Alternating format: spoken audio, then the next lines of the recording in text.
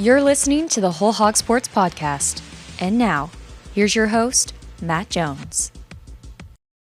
Hope you enjoyed your long weekend. Today on the show, we'll talk about Arkansas's win over Alabama A&M. We've also got Kara Richey from Jonesboro to talk about this weekend's game with Arkansas State in Little Rock. But first, a word from Kendall King. At Kendall King, we're proud of over 4 decades of design. We're continuing the legacy of great creative design by combining our brands of Kendall King, Soapbox, and Shopcart. Together, these brands represent a new focus in marketing design with individual attention to specific areas. Through our design expertise supported by a team of talented professionals, we showcase our best. We are Kendall King, we are Soapbox, we are Shopcart, we are design. I don't know if there was any surprise about what happened with Arkansas over the weekend, beating Alabama A&M 52-7. Razorbacks 1-0, going to play Arkansas State Saturday afternoon at 4 o'clock at War Memorial Stadium. We'll talk to Kara Richey about that game a little bit later. Christina Long's in studio with me right now, though. You don't want to overreact to anything from week one, but I do think that when you're playing a team that should be as overmatched as Alabama A&M is, that number one, you don't want to, and this is going to sound bad, it's going to sound negative, but you really don't want to pay a whole lot of attention to the big numbers. But maybe you do pay a little bit more attention to the things that didn't go right. And as I was watching this game, and I want to talk about all the things that did go right here in a little bit. Taylon Green had a nice game. I thought the receivers were impressive. Offensive line seemed to hold up pretty well. As I was watching this, I was watching the defensive line closely. And I got a little bit of a feeling that I got 2 years ago watching the Western Carolina game where the offensive line was having trouble pushing Western Carolina back, averaged like 2.5 yards per carry, and that was kind of a precursor to they're going to struggle when they get to SEC play. I thought one of the big takeaways from Saturday, maybe the biggest takeaway, was that, and maybe it was just a bad game, but they did not get the push up front from the defensive front against an offensive line from Alabama A&M that is nowhere near the caliber of offensive lines they're going to see when they play Ole Miss or Notre Dame or any of these other SEC teams they're going to play this year. And that was a concern for this team, was the defensive line, or it was a concern, the defensive front. You don't have any or many or any NFL prospects on the defensive line. And so I thought, and you heard Sam Pittman say this since the game, he said it Saturday after the game, he said it again yesterday, that the front seven should have had a better performance against Alabama A&M than it had. That was the big takeaway for me this weekend. I think you're right, and especially because we knew that was a concern going in and because of how this confirmed that. I feel like usually when you play an FCS team, the overreaction goes in the other way, the other direction, where you see like, what was all that talk about the defensive line? They were great. Like that's kind of what you expect to see happen. And then instead it was like, whoa, like there might really be some issues here. And, we talk a lot about how that first drive, and they did recover after that first drive, but still it wasn't like it got back to, just exactly what you wanted to see. And I think one of the other big takeaways is the linebackers didn't really offer what we thought they were maybe going to offer. Mm-hmm. And that was something that Coach Pittman talked about yesterday was, needing to get more from them. I don't know. I think mileage may vary on PFF grades and how much to read into them, but I thought it was extremely – PFF hated Xavier Sorey. He was the lowest graded player on the entire defense, 35.4 defensive grade. They kind of color code these with like a blue being close to 100 and red being the worst. His is quite red across the whole board, basically. He got pretty good grade in pass rush, 69.3. The rest are, 30.9 run defense, 32 tackling, and 43.2 coverage grade. So, those are not perfect metrics. I don't think you can look at that and say, oh, he's just bad and we didn't know. I think, he might have had a rough game. But I always think it's interesting to go back and look at those grades right after a game and kind of see if it confirms or doesn't what we felt like we saw. And I think Steven Dix had a good game. He had 4 tackles, but they want more production from their linebackers. And I think especially if they're going to be as thin as they are on the defensive line right now, and if the defensive line is going to have some trouble getting push against bigger opponents, then they need the linebackers to be what they thought they could be, and that's kind of not what we saw. You would expect more sacks and tackles for loss in a game like this. They had 2 sacks for 14 lost yards. They had 6 tackles for loss in this game, and I thought that's indicative of just not getting the type of effort. Effort may not be the right word. the type of production up front as I thought they were going to get. Exactly. Or they probably thought they were going to get. Yeah, and that's something that Coach Pittman talked about yesterday. He was like, we have to get more from our linebackers. We have to get more just generally from the front seven. He said, we talked about it before the show. He said, respectfully, we should have gotten more against Alabama A&M. That's what you expect to see. And so I'm very interested what that's going to look like with Arkansas State. I haven't dived into their we'll accept either one. I haven't looked into exactly what their offensive line is kind of bringing to the table and how that matchup might work. But I think you're certainly taking a step up from FCS to a Sun Belt opponent, and then after that, surprise, you have Ole Miss. And so I think we're going to learn really fast, and they're going to have to adjust really fast. I think Alabama A&M is a better team than UAPB last year. But that defensive line last year, you had obviously Landon Jackson. Did Eric Gregory get drafted? Yeah. I think, he did. So I can't remember by who, but I think it was late. So you got 2 NFL defensive linemen on that on that line last year. And just to give a comparison, again, different teams, different circumstances. UAPB, Arkansas had 4 sacks and 10 tackles for loss, and against Alabama A&M, 2 sacks and 6 tackles for loss. Take that, take that with a grain of salt if you want to, but it's certainly something that stood out to me. I want to correct. Eric Gregory didn't get drafted, but he signed. Okay. He's with the Patriots. Okay. Just so everybody right. knows. But I mean, he's right. Yeah. An NFL defensive lineman. Mm-hmm. Yeah. Are there any defensive linemen who played Saturday who you see as an NFL lineman? Cam Ball? Does he get a look? I think he could get a look. And then you might have some young players in there who they develop, and we've got a different view of them. As far as what we've seen right now, no. I don't think you do. Yeah. No. Yeah. So I mean, again, they may develop, and in a year we're singing a different tune about them. I mean, Landon Jackson. I don't know that I thought Landon Jackson was going to be an NFL player. You were low on Landon Jackson, yeah. But then he had the big game against Alabama, and everybody said, well, if you can sack Alabama 3.5 times, you can play in the NFL. And he turned into a pretty good player in college. I don't think he never had another Alabama game. I think that was maybe a little bit a byproduct of playing a freshman tackle. But he was an NFL player. He's made a roster. I don't see that type of player on this year's defensive front. And I think something that's important to say. And you got to have that. Right, you really do, especially in the SEC. I think something that's important to note is we've been talking about the lack of depth, and we've been talking about, how thin they are, and they're going to get David Oki back, they think, in the next couple of weeks. But the thing about it is it's not like David Oki is like a game-changing player. He's just a capable body. Like, he's just a guy on the 2 deep that they don't have right now. And so it's not even necessarily like once you get him back, it's not like if you had Landon Jackson out and then you get Landon Jackson back. That's not what we're talking about here. We're just talking about somebody who has experience, somebody they think is good, somebody that was going to be on the 2 deep who's not been available. We're not talking about somebody who's going to probably change the fabric of your defensive line. He just adds a little bit of depth. And we're talking about defensive line. I think this defense is constructed in such a way, to a point that you made earlier, that the linebackers are really the ones that are expected to make a lot of these plays. And I think maybe that was the most disappointing element of the game Saturday, because they think they've got a good linebacking and core. I still think they do too. They just didn't perform up to maybe the level that we thought they would. Right. I still think they do too. I'm not ready to say actually we were wrong about the linebackers. But yeah, I mean they need and expect to get a lot more out of both of them. It's one game. We'll see. Yeah, I think we'll have a lot better feel after this week against Arkansas State. They play Ole Miss. This is like, I think I've called this the Stairway to Heaven schedule that they're playing, because, it's like this week it's a little bit better, then the next week it's a little bit better. A little bit of a down, from Ole Miss to Memphis, and then you go back up to Notre Dame, and then it's Tennessee, and kind of interesting how this works out. That was one of my big takeaways from the weekend, is how different it is for Arkansas, and some other teams are doing this too. They're not the only team that played an FCS team in week 1, but just how different it felt watching them versus watching what LSU was playing and Alabama was playing and Texas, and just going down the list. Notre Dame, we're obviously paying a lot of attention to that because they come in here in a few weeks. It's really interesting to me to see how coaches want to or don't want to challenge their teams right out of the block. I really enjoyed watching Game Day the other day. I was one of the 5 million people who tuned in or whatever it was. It was the most watched show they ever had.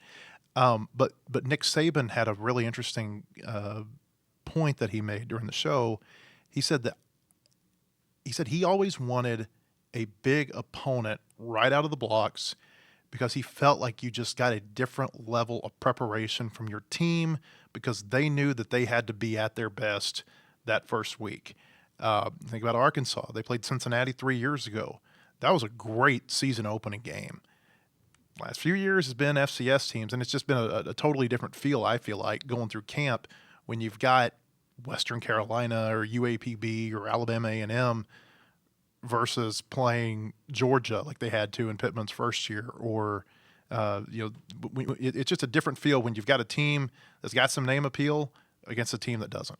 Do you think there's any value in doing that with like a group of 5 or 6 opponent? Because at Cincinnati at the time, they weren't in the Big 12 yet, were they? They were. It was the year before they got in the Big 12. Okay. They had accepted an invitation, but they hadn't made the transition. So would yet. you see any value if, say, this year they had opened... But that was also the year that Cincinnati was coming off the playoff appearance. Oh, that's true. So that's true. That's a little bit different. Because I was going to say that is different than the hypothetical I was going to pose, which is what if this year they had opened the season against Arkansas State? Now, I know you're talking about like big kind of brand name type of stuff. I'd rather open the season against an Arkansas State than an Alabama A&M. Yeah.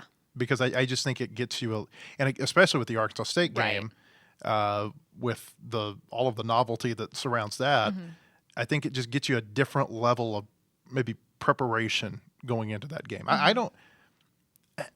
would think it's tough as a player to go out and play Alabama A&M and just give it everything you got. Because it feels like you're soft opening, It's like, you want to protect yourself. You're maybe not, your team is not necessarily showing everything offensively or on either side. And so, I would imagine that is pretty tough. It probably feels like kind of a bigger practice. I think it helps opening at home. I think opening in Fayetteville is better than opening in Little Rock, which they had been doing for a while. Are you calling Little Rock not home? That's a can of worms we could open. I mean, it's not at home. But I mean, and that's how they feel about it. I mean, that's how they feel about it inside the program. Sam Pittman has been quite clear about that. But I mean, I think opening in Fayetteville, because I even just as like an observer felt like it always felt like it was harder to get excited about a season opener that was in Little Rock because it kind of felt anticlimactic. Whereas I think opening in your true home stadium with your bigger crowd, I think that's like a more fun and exciting thing, I would assume, as a player. It's more exciting probably as a fan, I would guess. I mean, I think I kind of am with you on the FCS thing. I understand why teams do it, but I get the other side of it too. But I do think there's some teams now kind of in a sticky situation with, I think you're more prone to overreaction when you play a big name team, in your first week. Because like saying Arch Manning is exactly a bust. Yes. And it's like, okay, it was one game. He was bad, but it was the one game. So, I think, which maybe that matters to a program, maybe it doesn't. Maybe they just don't care and they're going, okay, we can just prove it the rest of our schedule. We'll just get past this week. But I think there's a lot of different strategies you can take. I don't like playing FCS teams. I know. I don't. I don't know why any self-respecting SEC team would want to do that. Like, they do it. They all play at least one, though, They right? all do it. I don't know if everybody does. I think a lot of them do it later. I think there are some teams that everybody plays it. I don't know that everybody plays it every year. Like Georgia, did they have one of these games this year? I don't know, but I think there have been some years where Georgia hasn't had one of these type of games. So I get why they do it. They do it because they want to get to 6 wins, and they want to make sure they get to a bowl game at bare minimum. But if that's your goal as an SEC program, is just to get to 6 wins in a bowl game, you got some bigger fish to fry there. I hate this. It'd be like going out on a Friday night and saying, hey, Greenland, this is Fayetteville High. You want to come up to Harmon and play a game? It's a mismatch. Yeah. Nobody wants to watch that. And nobody wants to watch this at the college level, especially at the college level when you're having to pay so much money for tickets and potentially travel and television. Right. They don't want these games. They want to hide them on little obscure networks. It's So you will not be tuning into Georgia Austin P this weekend. I don't believe I will. Because that is a game that's out. And last year they opened against Tennessee Tech, I think. I think they've had some years though where they didn't play. You're probably FCS right. I just teams. scrolled through the last couple years, but you're probably right. I want to tell you can get the latest breaking news on all Razorback sports at wholehogsports.com. Most in-depth source for all Arkansas sports analysis, latest in recruiting, unique stories on all your favorite teams.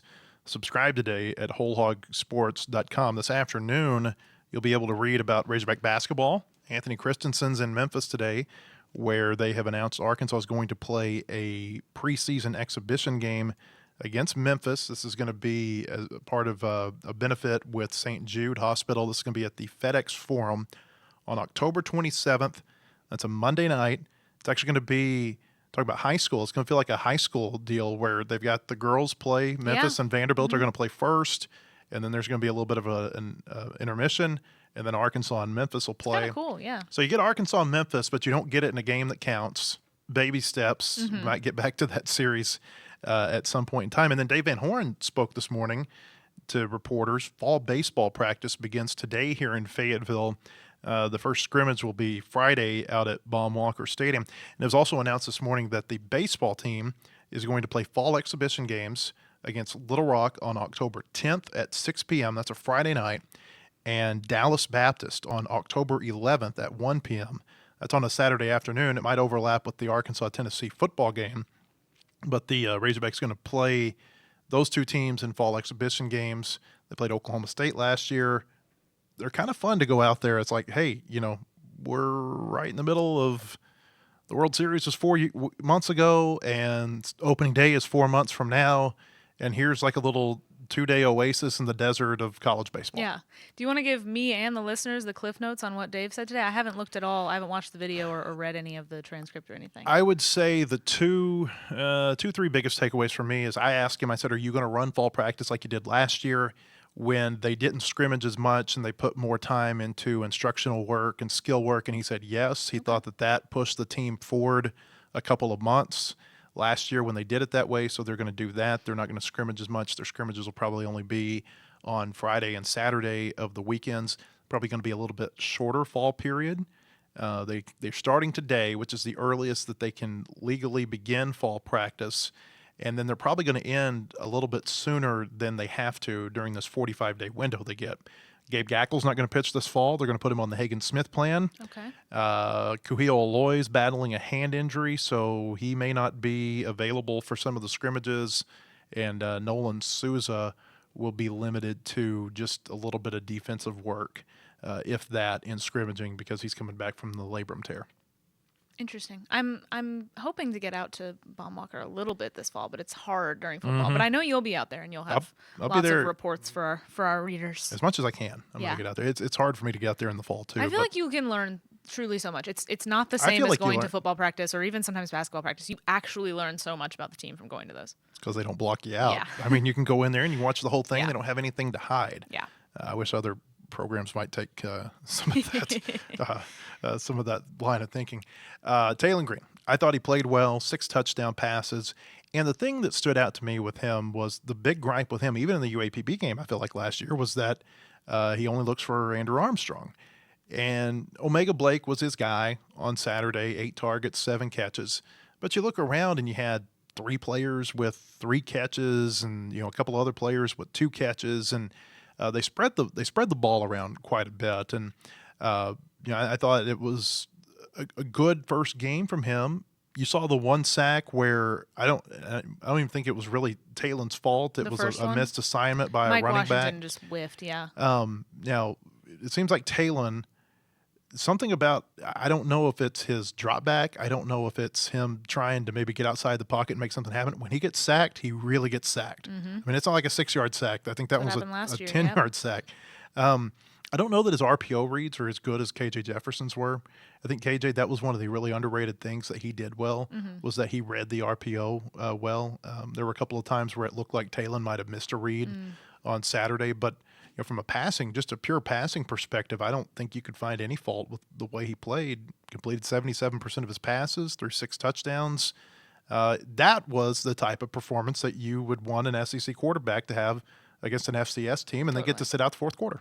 Totally. And I think the wide receivers, we had said before the season, somebody's got to lead them in receiving, and it looked like Omega Blake was probably going to be, the leader there. I still expect that to be the case. But you're absolutely right that they spread the ball around a lot more. I'll be interested if they get the tight ends more involved, specifically Rohan Jones, in the future. That was something, somebody asked Sam about that after the game, and he said, yeah, we we would like to, like we want to. It just didn't happen. He was like, there were a couple plays that were kind of for him, but it just for whatever reason wasn't there and had to go elsewhere. So, I mean, I'm curious about that still, but I think, like you said, you can't really complain about what they were able to do in the passing game. And I think, that first sack was not really on the offensive line, not super on Talon, although it was really long. And that's something that came up so much last season, and I think that kind of got lost. When we talk about like the field goal inconsistency, they had a lot of long field goals that did not need to be as long as they were, and I think that kind of got lost in the conversation about whether their field goal kicking was any good. And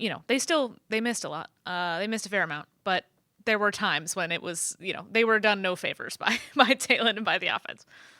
I thought Mike Washington take the pass protection away. Yeah. I thought he had a pretty good game. They were talking him up so much in the preseason that maybe I expected a little bit more from him. I did too. But they didn't have to run the ball a whole lot because they were didn't. having so much success passing. I'm interested to see moving forward. They had, and this was like the Petrino special, the crossing routes. I mean, the middle of the field was wide open for this game. I'm interested to see when they move forward, when they play maybe A-State this weekend or certainly Ole Miss next week. If a defense takes away the middle of the field, can these smaller receivers win one-on-one battles on the outside? Yeah. Like that's something to watch, because you didn't see anything like that during the season opener. Right. And they have several smaller receivers. They have a lot of options. But yeah, I think with Mike Washington, I agree with you that I expected a little bit more. But I also think some of it was a little bit of what the defense was kind of giving them. And they were having no trouble in the passing game. So it's not as if that was a major issue. But I'm curious what he's going to be able to do as they get into some tougher opponents. But I think you're right about the middle of the field too. 9 carries for 79 yards for Washington. Maybe that's 9 yards a carry. Maybe we have and he had that realistic long receiving expectations. touchdown, right? I can't remember how long it was, but 27. It was from KJ Jackson. So yeah, that was in the fourth quarter. I'm unclear why he didn't play in the third quarter. I guess maybe they just wanted to get Braylon Russell some extra time. That's kind of what Sam made it sound like. They just wanted to get Braylon Russell some looks. I thought it was going to be the kind of thing where it was like, all right, we're just going to keep Mike Washington out for the second half because we want to save him. But then they put him back in the fourth quarter, which I thought was kind of weird, but I don't really know. Looking around elsewhere, I thought there was when you watch Arkansas, and I didn't watch them on TV. I've mentioned this before. Back when Morris was the coach, there was when they played their spring football game in Little Rock. I was here in Fayetteville. There was a baseball game that night against Auburn, and so Arkansas's spring game was on first, and then Auburn's spring game was on right after Arkansas's. And it was striking, the difference, the size difference between what I saw from Arkansas and then when they flipped over to the Auburn game. And this is when Gus Malzahn really had them rolling, maybe the year after they won the SEC. But as I watched Arkansas in person, so I didn't watch them on TV, obviously, but as I watched them in person, and then you kind of compare that to what you see on TV with Ohio State, Texas, LSU, Clemson, Notre Dame, and Miami, they don't look like those teams up front. But when have they? Well, in the last several years, I don't know that they have. I don't know that they have. But they don't look like those teams. And I just feel like that's one of the big takeaways from me this weekend is like looking at these elite teams, assuming that these 6 teams end up being really good teams, and I think they probably all will end up being playoff contenders. I would bet that probably half of those teams, wouldn't surprise me if half of those teams ended up in the playoff, maybe more. But Arkansas doesn't look like those teams that we're thinking as playoff contenders right now along the offensive and the defensive lines. They look better on the offensive line, but they still don't look like those teams that are like the top of the top. Yeah. I'd be interested to see how you feel and also just to look myself to see how they kind of stack up against like the upper end of the SEC, not necessarily the playoff teams, but like, kind of that upper middle that's kind of on the fringe, like a South Carolina and Ole Miss, LSU, Alabama, maybe Alabama. They might be upper middle. I wish I could have seen more of Alabama's game because it was going on at the same time as Arkansas. Yeah. So I was just kind of glancing at the score every other play. Same. I wanted to watch. That's the one thing about football Saturdays is we lose a lot of football watching time because we have to watch football. That's the only thing. So I don't know how they compare to Alabama, but I didn't think they looked like what I saw from LSU and Texas especially. Mm-hmm. Yeah, which makes sense. They are not LSU and they are not Texas, and they have not been for a very long time. What's your big overreaction from the weekend? Big overreaction. The defense is going to be a problem. Not from Arkansas. Oh, nationally. Oh, nationally. Ooh. I feel like I'm overreacting to Alabama. Probably. I think I'm like getting too low on them, like lower on them than I need to be. Gus Malzahn is Alabama's kryptonite, by the way. Yeah. Like think about this. He beat Alabama as a coordinator at Arkansas, beat him as a coordinator at Auburn, 3 times I think as a head coach at Auburn, and now he's beating them with Florida State. Yeah. I think I guess I'm more reacting to that game from an Alabama perspective than like I'm not ready to be like Florida State, they're so good, they're so back. But I wonder if that's the case because Florida State, they thought they had a playoff team, and they probably did have a playoff team 2 years ago. Yeah. I mean, they were undefeated, and they didn't get to play in the playoff. And you can debate whether or not you think that's right or wrong. But I wonder if it's like last year was just like this total blip on the radar for them, and they really actually have a really good football team. Yeah. Did you watch North Carolina last night? I did. It was like an I Old didn't actually Testament finish it. ram sacrifice. I bailed early, like the most of the North Carolina fan base. I was wondering, we were, when they were showing like the North Carolina fans like streaming toward the exit, I was like, do you think Michael Jordan's going to stay? Do you think Michael Jordan's still there? I bet Michael Jordan was gone by halftime. I think you're right. But I think that Lawrence was crazy. Taylor may have scared him out of his suite. Did you see when Lawrence Taylor hugged Michael Jordan? No, I missed it. Jordan didn't want any part of that. Oh, no. No, I don't think he wanted any part of that. That's so funny. But yeah, that game last night, I don't know if I'm like overreacting to it, but I do think that was like the funniest possible outcome. Think of all the all-time greats that they had that game last night. Like, I know. Like you got Jordan, probably the greatest basketball player. Yeah. Mia Hamm, maybe the greatest women's soccer player. She's coming to Bentonville soon. Lawrence Taylor, probably the greatest linebacker in NFL history. It's just kind of, you had Randy Moss, who was there, one of the great receivers. It was a real who's who. I thought that was kind of interesting how it's kind of similar to what Colorado did when they hired Dion. Yeah. And you've got, this and yet who's there's who on not the the discourse about it like there was with Dion. But no, it was the funniest possible outcome for them to like look as bad as it wasn't just that they were losing, like they looked really bad. TCU may be pretty good. That's okay. That's what I'm not sure. I'm like, TCU, how is it? I'm not sure where the line is. Do you realize that TCU ended last year on a 4-game winning streak? No. Yeah, and I think they got quite a bit of those players back. Interesting. I liked the way their quarterback was playing. I am on notice. I mean, we've seen with Kendall Briles when it gets rolling with him, it can really roll. Yeah. Now it can also go the other way, but boy, I thought they looked awfully good last night. Let's see. What would be my big takeaway? My overreaction? Where are you on Arch Manning? Are you ready to just like? No. Okay. No, I'm not ready to Me throw neither. him away. Me neither. I mean, I think Ohio State's defense is really good. Yeah. Big overreaction. North Carolina may go 2-10. They didn't look good. I have to. I overreacted. Here's what I did. I overreacted during the game. The first drive, I was like, "They're going to win winning the the ACC." Super Bowl. Yeah, I was like, "They're." Yeah. I was like, "Oh my Give god!" Belichick this his team's 7th so Lombardi good. trophy. I counted him out. How could I doubt him? And then immediately after that, I was like, wait. I need to go back and remember everything I thought before this game because that was actually correct." It was a fun weekend. It fun was. weekend. We'll have a fun weekend of football coming up. Of course, Arkansas and Arkansas State on Saturday. We're going to bring Kara Richey in after we hear from Kendall King. At Kendall King, we're proud of over 4 decades of design. We're continuing the legacy of great creative design by combining our brands of Kendall King, Soapbox, and Shopcart. Together, these brands represent a new focus in marketing design with individual attention to specific areas. Through our design expertise supported by a team of talented professionals, we showcase our best. We are Kendall King, we are Soapbox, we are Shopcart, we are design. Hey, welcome back. I want to tell you about our friends at Bentonville Glass. They've been serving their community since 1971, committed, professional, and versatile. If you're looking for a quality leader in Northwest Arkansas or looking for skilled craftsmanship, look no further than Bentonville Glass for all your glass market needs with the highest quality products. You can come by and see them now at 507 South Main in Bentonville or online at bentonvilleglass.com. We're joined now by Kara Richey. She's with the Ticket in Jonesboro and the EAB Red Wolf Sports Network to talk about this game upcoming this weekend. Kara, what's the feeling like over there in Northeast Arkansas? I think there's a lot of excitement that it's finally here. It still honestly feels just a little bit surreal.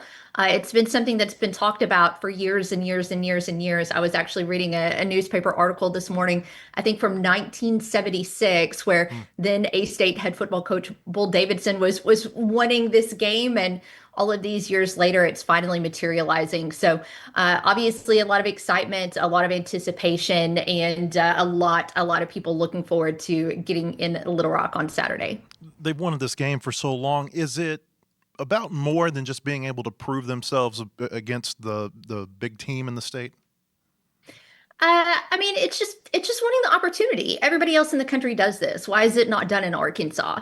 I think that's been the question over and over and over. It's not necessarily about a chance to prove themselves against a big team or an SEC team or a power team because A-State has those on the schedule every single year. Hmm. It's just there's just really especially if you're an A-State fan, never been a great reason to not do it. So now it's getting done. So again, just a lot to look forward to and a lot on the line for both of these teams. Sam Pittman was talking yesterday about there's not a lot of Arkansans on either of these rosters. I think there's fewer on A-State's roster than there even is the Razorbacks.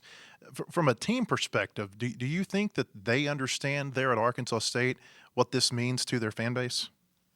That is a good question. I do think it's not a situation where you necessarily have to worry about motivation because a lot of these guys are from, if they're not from the state of Arkansas, which again, you're right, I think there's only about a dozen or so in-state players. There are plenty of guys on this roster that are from states with SEC schools. So they're in a situation where, maybe they thought they should have gotten that offer out of high school from the big brand program in their state and they didn't get it. So there's still going to be that motivating factor, even if they don't necessarily understand the history behind this, even if they don't necessarily understand what this means to so many people in Northeast Arkansas and what that means to so many former A-State football alums. I do imagine they do have some alumni in their ear, letting them know about the importance of this, the anticipation of this. So I don't think it's going to be overlooked, but do they truly understand all the history about it? I mean, probably not, but you're also talking about, 18 to 22-year-old kids. So sometimes just the perspective is going to be a little bit different than ours, but I know they understand that it's a big game and that there are, again, a lot of people looking forward to this and have been talking about it for significantly longer than they've been alive. When the Razorbacks play at War Memorial, it's always a home game, and there's going to be more Razorback fans in the stands, I'm sure, on Saturday. But A-State got 10,000 tickets to sell independently, and then we've heard reports where people didn't want to pay the donation fee, and so they've gone through the War Memorial box office or they've gone through the Razorback Ticket Center. What kind of turnout are you expecting from A-State on Saturday? A really good one. Right now the only thing that's available on the A-State website in terms of tickets for this are resale tickets. So all of the allotment is gone. I think what's caught me a little bit off guard this week is the number of non-diehard sports fans that seem like they're going to this one. I don't know about you guys, but once the season kicks off, I'm in a sports bubble, right? Like 95% of the people that I talk to live, eat, sleep, breathe college athletics. So you kind of get a really narrowed worldview for a little bit. But the number of friends I've had reach out over the past week or so that I don't necessarily consider to be sports people, definitely not diehard athletic college people. The number of them that are going is kind of caught me off guard. It's kind of transcending just the fan bases and gone to an Arkansas cultural impact kind of situation. So there's going to be a lot of people there that just want to witness history. The number of A-State football alumni that are attending this is absolutely insane. I'm not going to tell you that every single player who played from 1975 to 2025 is going to be there on Saturday, but it almost feels like it, as well as a former coach or two, a former administrator or two. The interest is sky high, and there will definitely be a lot of scarlet and black in the stands. I'm going to be talking to Hunter Yurchek or later this week, and I want to ask him the same question. But usually the SEC they mandate you only give so many tickets to a game, and Arkansas gave significantly more to A-State for this game. From what you've been able to gather over the several years since this has been scheduled, why do you think they got so many tickets allotted to them? It's to offset, what would typically be a buy game. Okay. And actually, I've never asked that question. I've never thought to, this game was agreed to when Terry Mohajir was still around, and that was 3 athletic directors ago for Arkansas State. But I would assume to offset, the buy money, because typically in a buy game you're getting what $1.5 million somewhere in that range, and A-State is only getting 900K. So I would assume the significant difference in tickets is to make up for what would be the amount of money that A-State would normally be getting if they're facing a different SEC program. Was this Mohajir's biggest legacy, getting this game scheduled? I don't know. No, look, there were a lot of things that happened on the Arkansas State campus, I guess like facility wise, when Mahadra was there. The Centennial Bank Stadium, or then Red Wolf Stadium, was a little drab, I guess you could say. The press box was old. So many of the things that you see now when you walk into Centennial Bank Stadium happened in the Mahadra era, and it just looks night and day better than it did when when A-State was playing there 10, 11 years ago. So that would probably be the big one for me, just the significant growth, the significant change for the better from some of the spots around campus. But I mean, this is big. I'm not going to pretend that it's not, but I don't know if it would be the lasting legacy of Terry Mahadra's time as athletic director at A-State. Where's A-State right now in its progression, if you will, under Butch Jones? I'm really interested to see what this year is going to unfold to be like. And of course, opening game one with an FCS opponent doesn't tell you a ton because A-State was better than SEMO. They were supposed to be better than SEMO. It has been probably a slower build than maybe some of the fan base wanted because like you're looking at 5 combined wins in years 1 and in years 2. And sports fans have high expectations. Athletic departments ask for a lot from their fans. So fans want to see a lot in return. So I would guess that there were definitely some folks that weren't happy about how slowly it started at the end of the Blake Anderson era, which the cupboard was fairly bare when Jones got to Jonesboro. But you go back to 2023 when this team was able to get back in a bowl game. You look back last year and the fact that this team was able to close the season with a bowl game win, it does feel like A-State is on a really good trajectory at this point in time. Now, there's been a complete and total roster overhaul, so it's really difficult to say if that rebuild, that adding to the building process is going to be able to continue in 2025. It does feel like the talent is there, but it just depends on how quickly it comes together. So it's been a steady growth process, but it needs to continue to grow. You're kind of in a situation there that we are here in that your first game was against an FCS opponent. You don't want to overreact to anything necessarily, especially any type of big numbers from that game. But was there anything you learned about Arkansas State last weekend? I had several questions coming in, and it was just about who the playmakers would be, both offensively and defensively. On offense, you get to start with a great trio of Jalen Rayner and Jaquez Cross and Corey Rucker, but you got to have more than 3 that will be able to get it done. And throughout the course of the game, Rayner found 10 different receivers. We saw, a handful of different running backs play that were all capable. I thought the offensive line did a steady job, and with that group having 5 new starters, that was a huge question going in. And then defensively, if I recall correctly, A-State is replacing its top 10 tacklers and maybe 17 of the last 20 from last year's squad. So it felt like the talent was there watching this team in fall camp, but who was going to step up and make those clutch plays in those big situations where the team really needed to stop? And I had no idea who that was going to be going into Saturday. And I do feel like I left that game with some names in mind, with some players in mind that will be able to do that as the season progresses, starting with Terry Kirksey and Cody Sigler at linebacker and at in defensive tackle respectively. So I did get a couple of questions answered in terms of who would be the guys that A-State could count on moving forward, but there's still several unanswered questions, mainly starting with just how the defense will fare overall for the rest of the season. I want to drill down on Rayner, the quarterback, for a minute. What makes him special?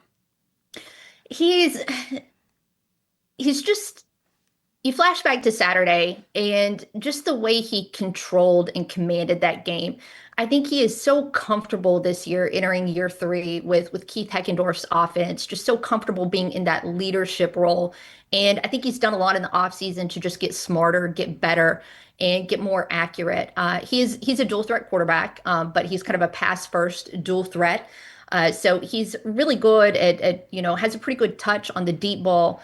Of course, takes care of business on some of those short routes. And just, again, the overall control and feel that he's got for the offense, I think, is what really made Saturday so special. He was also especially slippery on Saturday for some reason. Not that he can't make those plays with his feet and not that he hasn't before, but for he was like a regular Houdini the couple of times he was kind of tested by the SEMO defense. But again, just kind of the total package that you want to see there in a leader. He's comfortable, he's composed, and obviously he has the skill set to make big plays happen on the field. This is a one-off game for right now, and with the rules that the SEC has just put in place with, adding a conference game, keeping the Power Four requirement, I would think it gets even maybe a little bit more difficult to schedule it in the future. What do you think has to happen Saturday for both sides to want to do this again? That's a good question, and I don't know if it will materialize again for a long, long time. I don't know if it necessarily needs to. And for A-State, look, financially moving forward, paychecks are going to be a big deal when you've got the money game. So I don't know how that would fit in the future with Arkansas's plans. And, depending on the outcome, you might have a pair of teams that never want to do this again. So that's honestly a question I haven't thought about, and a question that I don't have a great answer for. I think it would I think we're going to wait another 10, 15, maybe even 20 years and have people from across the state clamoring for it again, and then it happens. I don't know if anything will or will not happen on Saturday that would fast forward that conversation any. Kara, let's get you out of here on this. After Arkansas, A-State's got Iowa State coming to Jonesboro, ranked Iowa State team, a pretty good team from everything we've seen the first couple of weeks. What would be a bigger win, beating the Razorbacks in Little Rock or beating a ranked Iowa State team on their own campus? Well, I mean, look, locally in state, it's going to be beating Arkansas. But nationally, it's going to be beating Iowa State. That's going to be there's a good chance, depending on how the next couple of weeks of polls shake out and this weekend's game shake out. There's a good chance that's going to be the highest ranked opponent ever to play at Centennial Bank Stadium. So just a huge opportunity there. And look, when you are a group of 6 program and you get that power brand win, I mean, that sparks conversations nationally, and it can propel you to different things nationally. So again, statewide, look, it's Arkansas, but nationally, the bigger win is Iowa State because of the success that they've had over the past couple of years. Kara, we appreciate your time. Looking forward to seeing you Saturday in Little Rock. Hey, thanks so much. We'll see you then. All right, thank you. And we appreciate you being with us on our podcast today. Hope to see you again tomorrow or at our website, wholehogsports.com. Have a great day, everybody.